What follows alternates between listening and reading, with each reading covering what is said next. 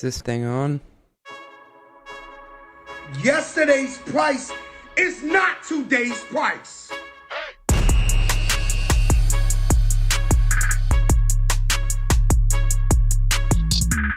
Why? Things escalated quickly. We are now top 3 in the business management podcast space in both Zambia and Luxembourg. We're also top 50 within the United States of America. So as Pitbull would say, we are truly Mr. Worldwide. So here's the deal. The Run the Numbers podcast is now going to release 2 episodes per week, which is approximately 1 more, I am told, than we are currently doing. On Mondays, we will continue our regularly scheduled programming from top CFOs in the industry. And then on Thursdays, we'll be interviewing top operators in adjacent functions to finance, like sales and marketing, or featuring special guests and friends of the podcast. So, the goal is still to provide the operating knowledge CFOs should know in all orgs they touch within a company, whether they work in Zambia or the United States. So yeah, stay tuned. We're about to do another lap. What's going on, everybody? This is CJ Gustafson here with another episode of the Run the Numbers podcast. I'm here with Ethan Schechter, VP of Sales at, it says Snyk? Snook? Can you help me with that? Snyk, I believe, is what the Brits used to call it. But no, okay. It is Snyk. I believe you're familiar with it as well. I had so much fun with you for 3 years, Ethan. I blacked out. So thanks for refreshing the name for me. It stands for "So Now You Know," in case you had forgotten that. So now you know. I forgot about that. Yeah, and there you go. You were saying before we jumped on, how many quarters have you been there for now? This is my 23rd quarter, so coming up on 6 years after a big Q4 coming up here. Yeah, almost 6 years. That's crazy. And you, what employee were you? I was number 27. What was it? I was number 27. I started with 25 and 26 on the same day, but I give them the respect of being in front of me. So yeah, I was the 27th employee at Snyk. That's crazy. And I mean, the company has basically gone over 1,500 or so. So you've been there from the very beginning. Correct. Absolutely. I want to bring you back to the first time we worked together. And so I was sitting on the finance side of the table. Yeah. You were sitting on the sales side of the table. Two good-looking guys getting to know each other. And we were going over the operating plan. And we were working on, it was kind of this push and pull between, I wanted to set a number that was ambitious and venture backable and acceptable. And then you were the sales leader who had to go out and achieve that. So like, what was going through your head when you were working with me on that? Were you saying this guy's like, full of shit, he's going to jack up my number and I'm not going to get paid? Or were you thinking like, I know that I have to take an ambitious goal here? Well, first I remember being in awe and dumbstruck by your model, which was like, I don't even think you could call it an Excel file. It seemed to have taken a large amount of steroids and morphed into some product that hasn't even been released yet in terms of planning. I don't know how you created that thing or how long it took you to do that thing, but I remember just like, I couldn't even understand it for the first week and a half. And by like week 2, I was like, okay, I get what's going on here and just the outline. So that was the first thing. I never worry about a big number. I will tell you, I'm an early stage leader at heart. I am very equity driven. We need to grow, right? And I get into this into organizations to build world-class companies, and that's going to mean shooting for the moon, even if ultimately you only hit the stars, right? So I think going for big goals is fine. It's making sure that you're in a culture where, look, if we overshoot or we just got over our skis or we just got crazy about what we thought we could do, we have a valve or a mechanism to change those goals. And I think especially with salespeople, if you show them that, it's like, hey, I'm going to ask you to do great things. I'm going to ask you to go big. But if we end up that, hey, you did everything right, it was clearly just over your skis, we'll find a way to kind of course correct that. What's your perspective on like changing a number mid-year? Do you think that's something that is acceptable? And talk about it like in both directions, like up or down. That's a conversation I constantly have with my sales reps. It's like, again, hey, we're here to build something great. We're here to build something big. Also, we don't have a lot of historical data, right? So this new finance geek they hired, I don't know, he tells me we can do all this, but I don't know. I'd say, look, we're going to put a number out there, and my ask is that we all give everything we have to get there.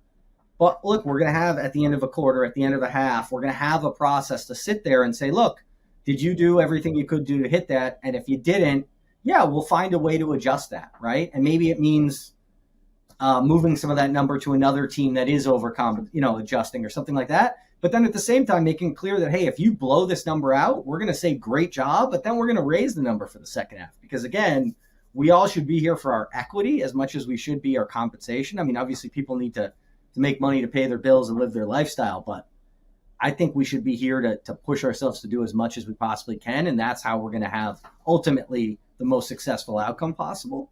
So yeah, I don't have a problem changing numbers halfway through. I think it takes more communication, but I think that's a good right. thing. Yeah. Well, you've said a couple of times is the equity outcome. What I like about your kind of methodology to working with people in sales leadership is you explain that to the people you hire, right? 100%. Especially, look, there is nothing wrong, and I don't want to turn off a bunch of salespeople out there who one day could potentially want to work with me that are great. Look, there's nothing wrong with coin-operated salespeople who just want to blow out their W-2. And I think there's a time and a place for that type of rep. But I think early on, you really want to look to hire builders and constantly create a culture of that, like, hey, we are all in this together. Sometimes you're going to have to take a little bit more of a number than this person. But like, again, that's because we're all in this together and you should be motivated by what your equity outcome is and making sure they understand that, making sure that you walk through with them. Hey, this is what your shares are worth. This is what they could be worth if we have a Series B. This is what they could be worth if we have a Series C. This is what an outcome could look like for you. Making sure they understand that. I think that's incredibly important. What are some of the ways to prevent like the infighting between team members and like arguing over like the small shit of like, that's my account? Oh, there's nothing worse. So one, culturally, it is like, when I'm interviewing people, and a lot of salespeople will ask, it's a good question. They'll say, like, what are your non-negotiables? What are the things that like you care about more than anything? And I make it clear. I have a no vacancy sign around my neck for that kind of stuff. I will not get involved in the conversation. There is nothing more soul sucking than a bunch of salespeople spending a bunch of time arguing about a deal or an account instead of being out in front of a customer. And the worst part is those deals almost never close. It's like some gypsy curse around that deal that, like, because you brought so much bad karma into the situation that they don't end up closing. And then you ended up fighting with someone on your own team for 6 weeks about something that didn't happen. So that's me culturally. Some of the more like tactical mechanisms I'll put in. I love, especially early on, a bucket of variable compensation that's a shared goal. So I'll put people in Europe and North America, like 20% of your comp is on the whole floor's number. So every time a deal comes in, you actually get paid on it. And that's my like tax, or like that's my comp to you to never hear you argue about a deal. And then look, I'll put together a structure where it's like, hey, if you have an argument and you want me to make a decision, I'll make a decision, but I'm making it in 5 seconds and I'm moving on. So if you don't want that, I suggest you two come up with a split. And I'm a huge supporter of splits. I'm a huge supporter of sales reps working together.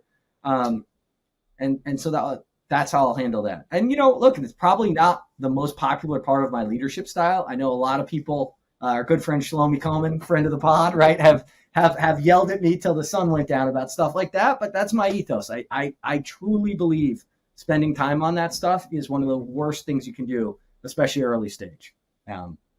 Yeah.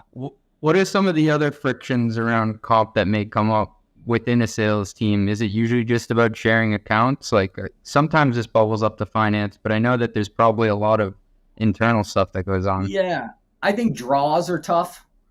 I'm not against draws. I don't know what I find that. Can you explain how a draw works? Because I have different interpretations. Well, this is the problem. There's like 37 types of draws out there. Okay. There's like, and everyone assumes the draw you're going to give them was the one they just had that they loved. And so you could have a recoverable draw where you get a certain percentage of your compensation up front, but then it comes back out of your paycheck as you hit that draw. You could have a draw, like an unrecoverable draw, where it's like the company's just giving you your first quarter's money, and then you don't have to hit anything.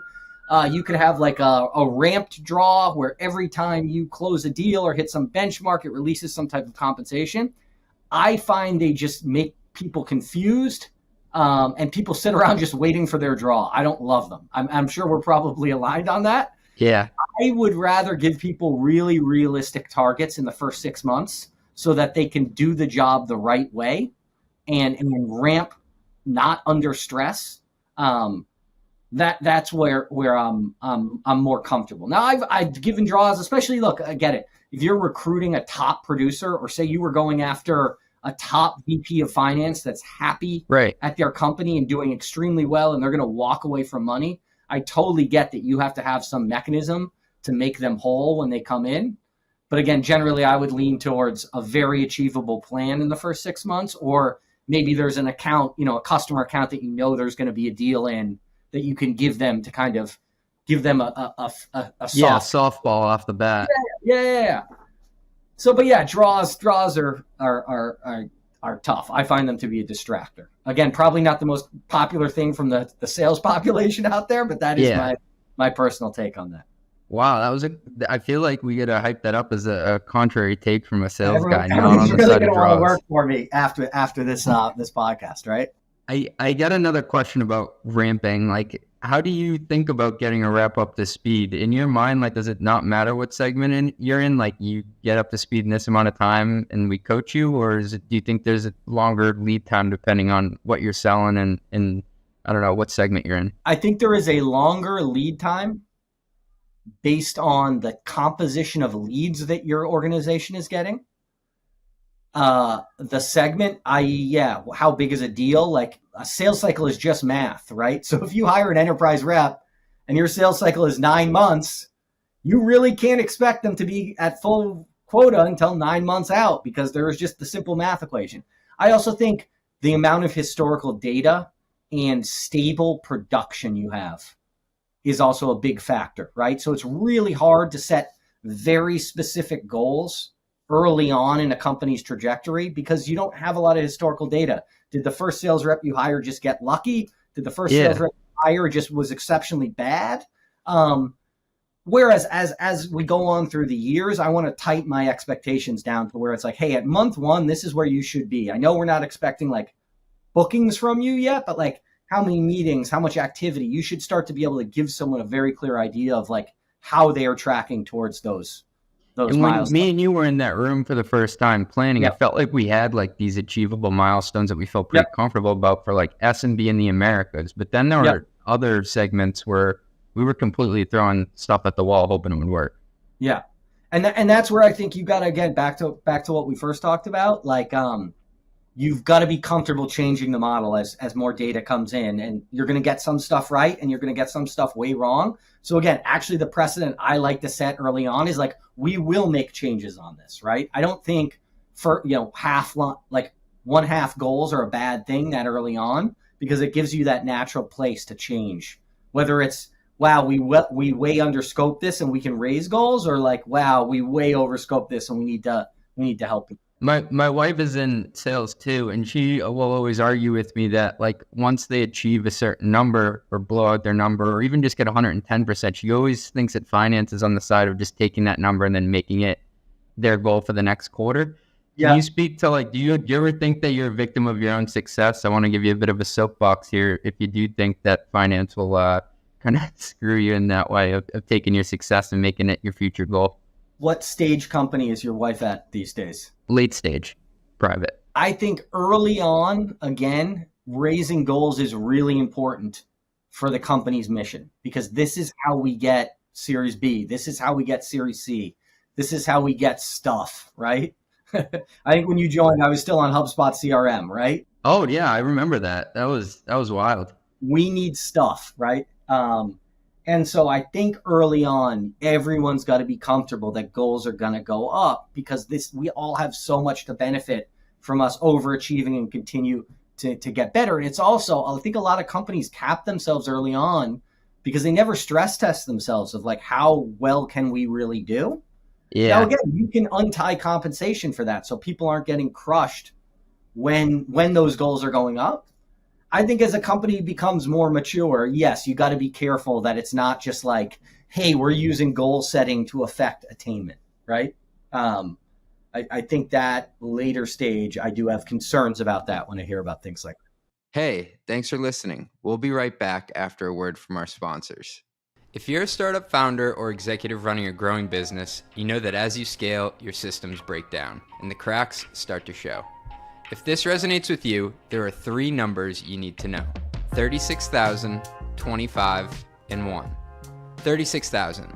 That's the number of businesses which have upgraded to NetSuite by Oracle. NetSuite is the #1 cloud financial system, streamlining accounting, financial management, inventory, HR, and more. 25. NetSuite turns 25 this year. That's 25 years of helping businesses do more with less, close their books in days, not weeks, and drive down costs. 1. Because your business is one of a kind, so you get a customized solution for all of your KPIs in one efficient system with one source of truth. Manage risk, get reliable forecasts, and improve margins. Everything you need all in one place. Right now, download NetSuite's popular KPI checklist designed to give you consistently excellent performance, absolutely free at netsuite.com/metrics. That's netsuite.com/metrics to get your own KPI checklist. netsuite.com/metrics. Something that I've heard you say before, that we're going to set aggressive goals, but we're going to try to help people get quick wins. I think you had a term, it was like trading dollars for speed. Yeah, like I don't think discounting is a bad thing, especially early on. I think that we got to get logos, we got to get customers, we've got to get really comfortable with who our buying personas are. And also sales is hard, and I just think allow people to move fast and own their business. And if they need to discount to get a deal in faster, like, let's do that. I also think, I think this is something that, both Peter McKay, our CEO now, and Guy Pajarny, our original founder, like, expect a lot from your sales team, but be available to them at all times to help. And both of those gentlemen, myself included, like, I think we all get along because, like, I am on any call anyone needs me to be on. I think if you're going to expect big things from people, you got to show them that you're in the foxhole with them and you're leading from the front and you're there to get there. And you're not going to ask them to do anything like that you wouldn't do yourself, right? But back to the discounting part, just to put on my finance hat. Yeah, please. If the value is in the product, are you selling yourself short or setting yourself up for a renewal at a lower amount? Like, how do you square that up?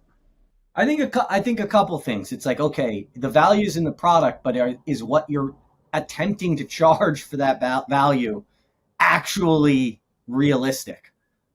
Or are you, in a good way, creating a buffer where it's perceived that you're expensive, but so you're letting the customer win to a certain extent? And yeah, it looks like a bigger discount, but it's really bringing you down to where the value is. So some of it, I think, is a little bit of razzle dazzle with that. I think outside of that, I would say that, you can do things like ramp goals. You can do things like having on the quote, hey, this is partnership pricing. And for me to give you this pricing, I need an email confirmation from you that you understand that this was a one-time deal to help you get into our buying ecosystem. And that, in future endeavors, that's not going to be the case. I like how you said razzle dazzle, Ethan, because I think that is true, to let people know that they're getting a win. Like, and hey, I'm on the other side of the table from you now too, right? Yeah. Like now I'm a customer of yours. And when I saw the discount on there, I got to say, it made me feel like I'm getting a win. I'm paying these guys a lot of money, but it looks like with the discount, I'm getting a win. I know this is more of a finance focused pod, and I love it. I do a lot of founder focused pods, but like, it's all related. It's all related. Well, I've seen this with CFOs too. I think there is a lot of startups getting their own way, or growth companies getting their own way, thinking they have to win on every deal. Say more about that. Let your customers, like, the greatest thing about SaaS is every year you have an opportunity to win. And I think in a long-term partnership, sometimes the customer has to win. Like, and especially when you're like a younger stage startup, they don't know who you are. Just get them to, a lot of our biggest customers started getting great deals from us. And over the years, like, by the value we've shown them, we've been able to increase the price there. Right. And I think there can be a myopic focus on, like, oh my God, why are we giving this discount again? Why are we giving this discount again? It's like, hey, because we're getting customers. That's why we're giving that discount again. And guess what? They're going to pay again next year. And next year we can have another product, or we can raise the price, or we can, add more seats, right? So I think there's an obsession with winning every time. I love the fact in SaaS that you have this naturally built-in competition period once a year. And sometimes you win and sometimes you lose, but sales cycles have to align to a price that makes sense. So when negotiations stretch out forever and all of a sudden, say your 60K deal went from 30 days to 60 days, that deal had a lot more sales velocity and a lot more efficiency and a lot more value when it was going to happen at 30 days. If you had just given the 15K discount. Yeah. Like, is that 45K and time deal? kills all deals, right? Time kills all deals. And what's the value from a capacity standpoint? If you can do more deals, is a 45K deal at 20-day sales cycle better than a 60K deal at a 60-day sales cycle? Right. There's a model where you would see where that makes sense, but speed is very underrated. Do you look at the speed to deals being closed, like average days for your team pretty often? Oh yeah.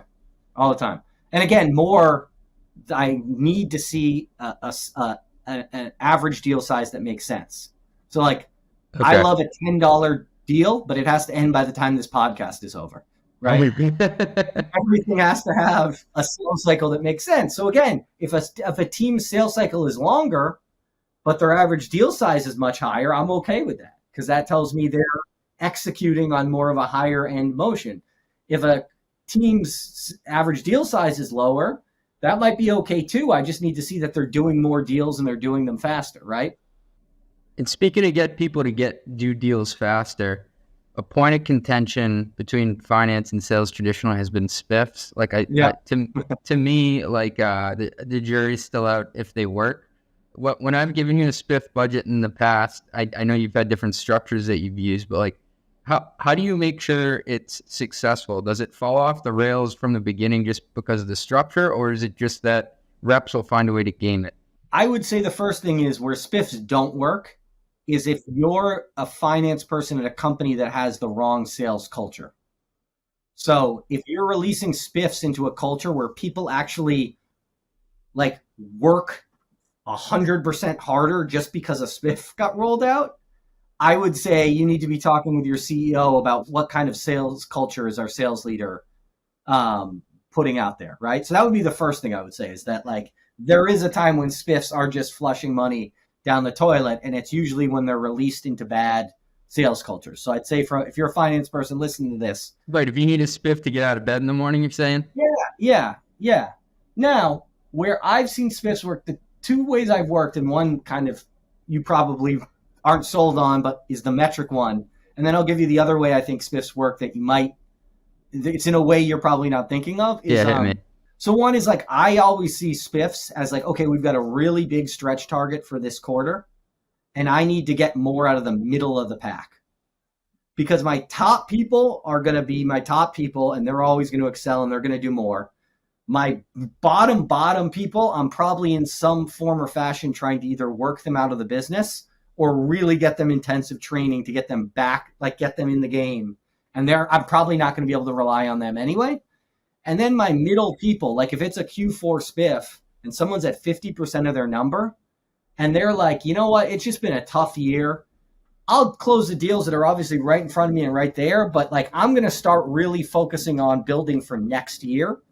Because the greatest thing in sales is every quarter, we all started in first place, tied for zero, right? So how do I get actually that person? How do I get my 10 people in the middle to each do 20% more? That's where I generally see a SPIFF. Yeah, that's a needle mover. I never thought about targeting the middle, because I always think about it I don't know, just overall achievement. I never thought about it that specific to a segment of the pack. That's where I've seen it work. I've seen it work in traditionally tough quarters, first months of quarters. Keep Q4 accelerators going for January. Keep some type of thing in July, a fast start. Just times when it's just a lonely time to be a salesperson. Those work. The other way they work, I'm a student of history. My dad was a high school history teacher. I always use this analogy. It's the FDR with the New Deal, right? Economists today will actually tell you none of all those programs he did really changed the economy or made the economy better. Like the economy just needed to unwind itself because it was so, upside down. But what it did was it kept people's heads in the game, and it kept people getting out of bed every day. And I think, look, in tough economic times or in those years where maybe the goals were not scoped the right way, and it's a moment in time, or hey, next year, halfway through the year, we want to grow again. It's expensive to have to go hire all new people and train them up and get them to, be able to contribute. That takes time too, right? Those ramp goals. So if you're in that situation, even if it's a loss leader, it is going to affect your CAC. I get that, but sometimes you got to get people building dams and bridges and roadways because you're going to get to the other end of this, and you don't want to lose talented people. Like I fundamentally do see SPIFFs as a very good lever for that scenario. If you find yourself in that scenario, yeah, it helps people transition from one point in time to another, is what I think you're saying. Look, you were at Snyk during COVID, and COVID turned out to be a really strong growth time for us. But remember how terrifying that was? Like, yeah. Remember, I think we had like 9 deals pushed the first week because it was like a hotel and airline. Like, yeah. Look at that, and it's like, hey, we got to give the field some confidence to go out there and like get out of bed, because like it's a really hard thing to be confident right now. You don't want them turning off. No, and so that a spiff there, that might not hit your bottom line in terms of more bookings, but it keeps people in the game. So then when it was like, oh wait, it's a quarter in, and now everyone's doing these weird happy hours on Zoom, and there's all these conference companies that are worth $10 billion, and everyone's buying stuff. Like, wow, I'm glad we didn't like overreact and lose all these people, because then we had the critical mass to go out and have, unbelievable growth quarters, right? So that's the other place I see SPIFFs as a positive. Just to reflect on it, that was wild. Like how many of these like online companies were like me and you'd never heard of were suddenly worth $8 billion the next day. Oh my God. And it was like, don't worry, everyone's buying. Like just do a conference on this thing. And that's what it turned out to be. Ironically, it was crazy, right? And so a lot of the stuff we did, around ability for reps to be flexible in how they presented deal pricing and things like that, I think it's just we nailed that. It gave people the confidence to keep on going, right? Oh, I get. Just changing gears a bit. So we kind of covered incentives and driving outcomes. I want to touch on structure. And so a hot topic in the finance community is kind of where sales ops should sit. I wonder if you have a take on that, having worked so closely with sales ops for so long. It definitely should not sit in sales. That would be my strongest point. I didn't pay you to say that, by the way. No, you did not. But sales leaders out there, you want the truth. You do not want bias. And because Mick is, little Mickey loves you and you're funny and you take him out for beers, that is not a good place to be. You want your sales ops team to obviously be rooting for you, but you want them putting unbiased data in front of you. And you do not want to be influencing that either on purpose or without realizing it, right? So I'm a huge believer of getting sales ops into another organization. From there, I would say, how strong is the leader in one of those two orgs, right? Early on, I would go to, is the operations leader stronger from a go-to-market perspective, or is the finance leader stronger from the go-to-market? But do you think it can drive odd outcomes, or info can take longer to surface if it's within sales? Oh, 100%. No, I think it almost, this is incredibly stressful, right? Like hitting the numbers, hitting the metrics, right? Right. Is incredibly stressful. And it's very easy to be like, this was a hard week. I'm going to ask you for a report that in a weird way makes things look a lot better than they are. And that's what I'm going to send to Guypo or Peter McKay and tell you that everything's all right. That is a short-term win. You might have a better Friday night because of that, but you're going to have a way worse time. You're kicking the can down the road. You're kicking the can down the road, and you're doing yourself a disservice. You got to focus on what's not working. You can't and if it is working, you'll get more credit for it, because then it's not my guy telling me it's working. That's true. I'm glad you brought that up, because then it's an independent source of truth saying you're doing well. Yeah. And I'm at my last two organizations, I was the one who advocated bring someone in right now. I think sales ops, or maybe generally rev ops, it should be brought in extremely early. One of the biggest pitfalls I see in early stage companies, I've talked about this before, is everyone brings their own data to the meeting. Yeah.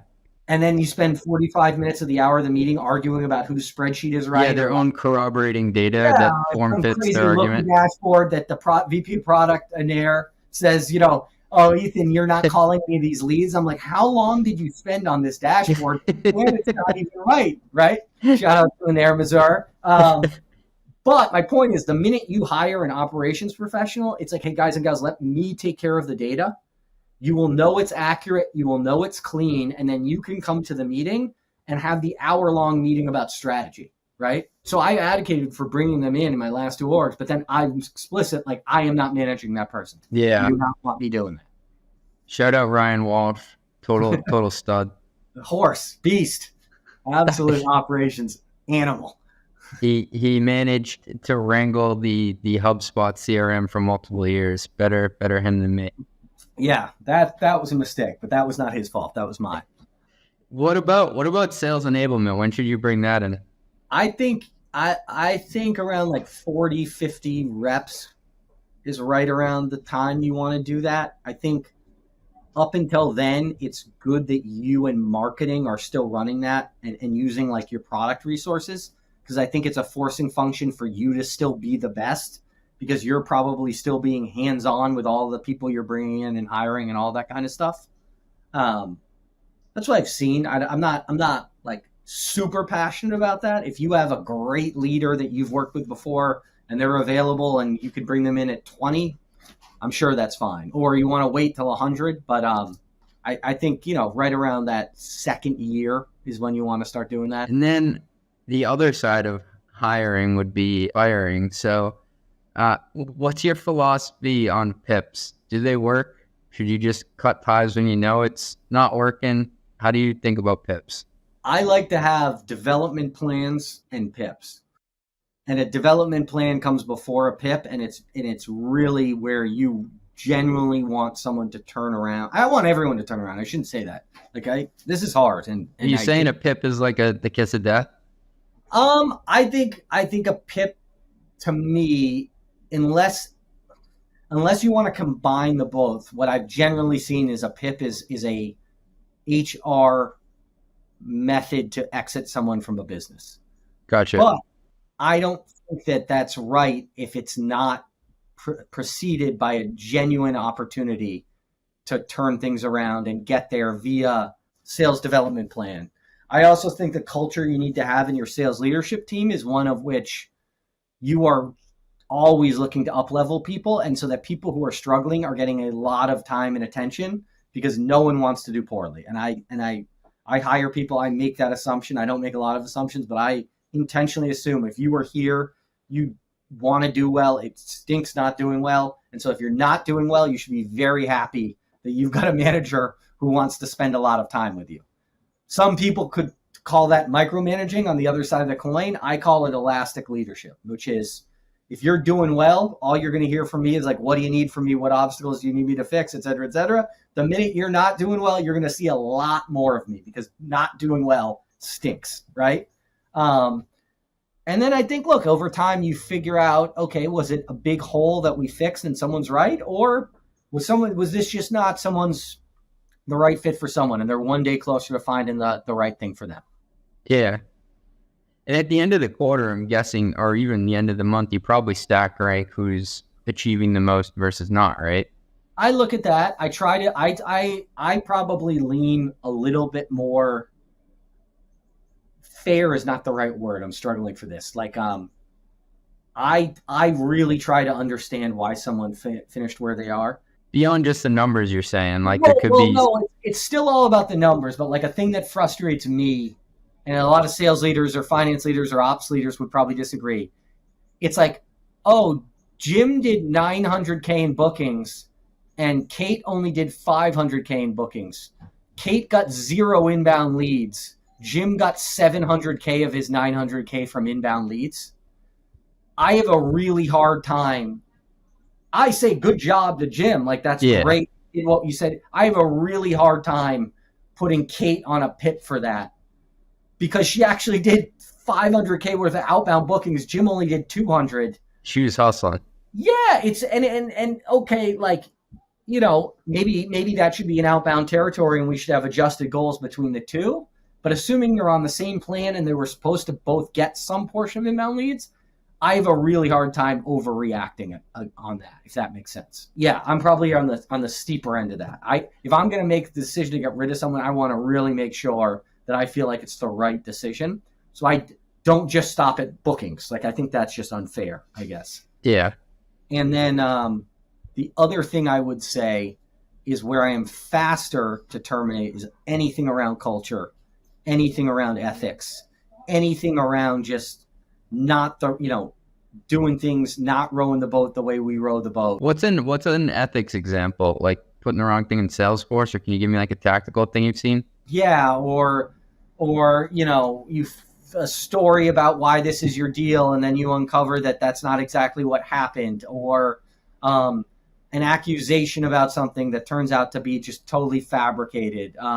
Fighting with teammates, disrespecting technical resources at the company, yelling at people, like just stuff where you're just like, hey man, everyone has a bad day, myself included. I can get a little hot under the collar. So I'm not saying if someone just has a bad moment, but if there starts to be like a consistent pattern of that and it's affecting other people on the team's morale and it's just clearly like not right, I do not tolerate that, even if someone's hitting their numbers.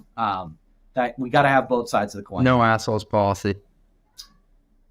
Yeah, you just got to be a good person. Like I can't deal with that. We're not here for that.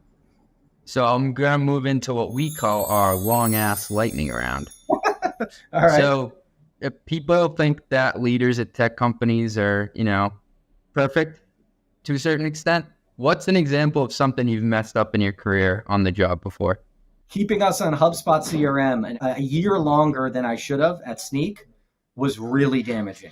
I think even today, we are behind from a Salesforce perspective because I waited too long. So I own that one. It was a hard decision at the time. We were growing like crazy. I had minimal resources. My marketing counterpoint, Lee Merrigan Moore, really wanted to do it. She was right. Poor Lee. Yeah. Shout out Lee. Yes. Next one here. What's something you'd tell yourself 10 years ago of knowing what you know today? Relax. Take it easy. I was way too intense. I'm intense now. I was nuts. I was crazy. You don't sit during work either. You just pace around. I don't sit. I don't pace. With the gong drumstick in your hand. That is true. The gong drumstick is right Still here. have it. $25 million in deals in this thing, CJ. Okay. No, but I used to be, hey, we're just going to outwork everyone every single day, and we're going to get into the office at 7, and we're going to leave at 7 p.m., and we're going to goal people monthly, and I'm going to just tear people to shreds in forecast every single time. And it built a lot of people's careers. I have a lot of people in my network who are now dipped in bronze for that. Yeah. But we would have done better at a previous organization had I taken a longer term view of that. And I think that's just a cliche. Do you think you burned anybody out doing it? Yeah, I turned people into old men, and I got better at it by my end there. But whatever gains you got from that added time, it just comes out the other end, And some of it, some of it I don't regret. Like, again, the model we were running, it was an entry-level model, but I would tell myself to relax, take it easy. Cool. Roll the theme music, producer Nancy. And with that, it's time to rep yo stack, sponsored by Tropic, the next-gen procurement platform helping modern CFOs take control of their budgets and bottom line. By combining approval workflows, supplier management, and pricing benchmarks all in one place, Tropic makes savings opportunities easy to find and act on. Visit tropicapp.io to learn how. What's your current tech stack look like? What tools are you using to help you day to day in your job?